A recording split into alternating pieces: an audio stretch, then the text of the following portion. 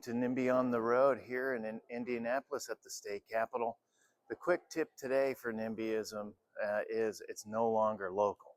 It's now at the state level in many capitals and states across the country, where we now see state senators, state representatives getting involved in the local scrum, right, over siting and zoning. It's particularly when we start seeing renewable energy, data centers, but also even transportation, warehouses, distribution.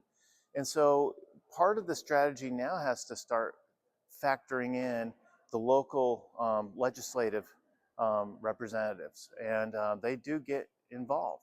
And so this tip is meet with them.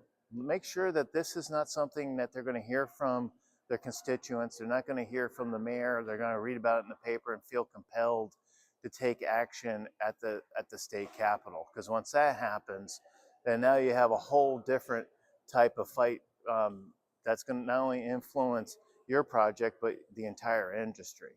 So how do you do that? Well, very easily, I think. You introduce yourself locally. You hire the land use lawyer or a planner or even a lobbyist to have these relationships, and make sure you're just checking boxes. It doesn't hurt to introduce your project, especially if there's significant economic impact, such as a data center or a solar plant or facility.